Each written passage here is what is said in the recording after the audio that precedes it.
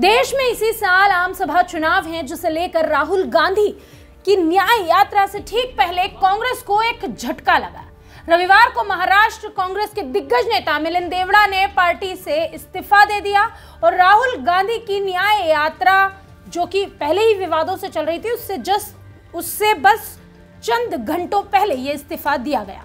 अब इसकी शुरुआत के पहले मिलिंद का पार्टी को छोड़ना किसी अपशगुन से कम नहीं है। हालांकि कांग्रेस ने इसे भी प्रधानमंत्री की ही प्लानिंग बताया है, लेकिन मिलिंद देवड़ा का पार्टी छोड़ने का बड़ा कारण इंडी अलायंस है।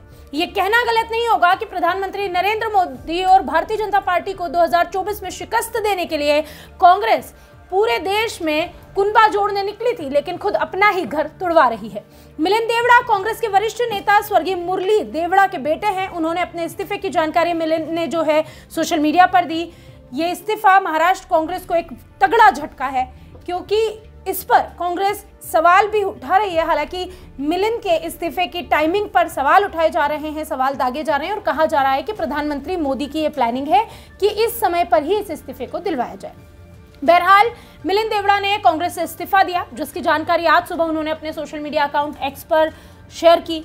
उन्होंने लिखा, आज मेरे राजनीतिक सफर का एक महत्वपूर्ण अध्याय खत्म हुआ। मैंने कांग्रेस की प्राथमिक सदस्यता से इस्तीफा दिया है। इसी के साथ पार्टी के मेरे साथ मेरे परिवार का 55 साल का पुराना रिश्ता खत्म हो गया। मैं वर्षों से उनके अटूट समर्थन के लिए सभी नेताओं और साथियों को, कार्यकर्ताओं का आभारी हूं। इसके पहले शनिवार मिलिंद ने उनके पार्टी छोड़ने की खबर को गलत बताया था, लेकिन रविवार सुबह उन्होंने खुद ही इसकी घोषणा सोशल मीडिया एक्स पर कर दी। मिलिंद के पार्टी छोड़ने की कुछ अहम वजह है, जिन्हें सबसे पहले हम आपके सामने रखना चाहेंगे। जैसे सबसे बड़ी बात तो यह है कि महाराष्ट्र कांग्रेस के एक सीनियर लीडर रहे मुरली देवड़ा के वो बेटे हैं। देवड़ा जो है वो केंद्र सरकार में मंत्री रह चुके हैं। दक्षिण सीट से हमेशा ही कांग्रेस यहां से जीतती आई और देवड़ा परिवार कई सालों से इस संसदीय क्षेत्र से जुड़ा हुआ है। लेकिन अब इस सीट से सांसद उद्धव गुट के नेता अरविंद सावंत हैं। सावंत इस सीट से 2 बार चुने जा चुके हैं। लोकसभा चुनाव से पहले विपक्षी गठबंधन इंडी यानी कि इंडी अलायंस में सीट शेयरिंग को लेकर चर्चा चल रही है। इस गठबंधन में उद्धव गुट की पार्टी जो है शिवसेना UBT जो वो भी शामिल है। उनके नेता अरविंद सावंत 2 बार इस सीट को जीत चुके हैं। ऐसे में तय माना जा रहा है कि ये सीट जो है वो उद्धव किसी भी कीमत पर कांग्रेस को नहीं देना चाहते।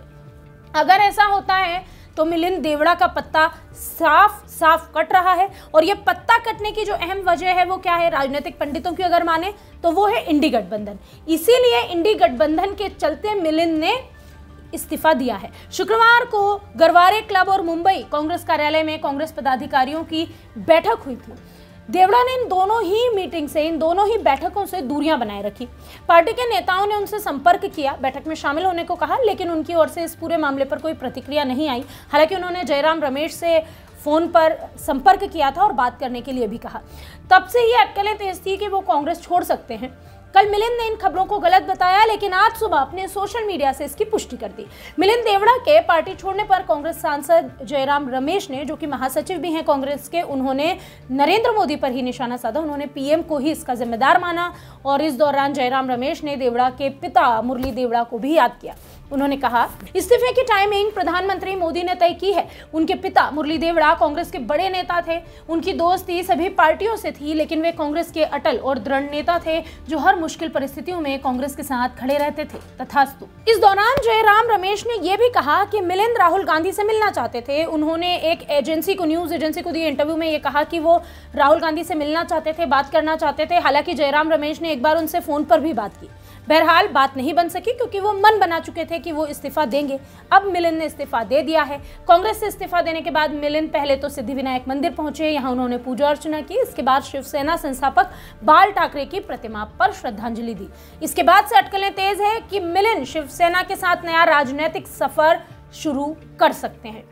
राहुल गांधी की न्याय यात्रा से कुछ घंटों पहले कांग्रेस को ये बड़ा झटका लगा। इससे इतना तो साफ है कि कांग्रेस अपनी नीतियों पर अपने ही नेताओं से चर्चा नहीं करती, न वो अपने कार्यकर्ताओं का हाल जानना चाहती है। कांग्रेस आलाकमान ने हाल ही में एक निर्णय लिया था राम मंदिर नहीं जाने का, जिस पर भी कांग्रेसी नेता और कार्यकर्ता भड़क गए थे। उन्होंने कई नेताओं ने, कई कार्यकर्ताओं ने इसके बाद भी इस्तीफे दिए। अब चुनाव में इंडिया अलायंस के साथ मिलकर नई रणनीति जो कांग्रेस बना रही है, उस पर भी बाहरी पार्टियों से समर्थन लाने के चक्कर में कांग्रेस खुद अपने ही अच्छे और दृढ़ नेताओं को, दिग्गज नेताओं को खोने लगी है। इस मामले में आपकी क्या राय है? कमेंट बॉक्स में हमें जरूर बताएं। वीके न्यूज, राष्ट्र के नाम।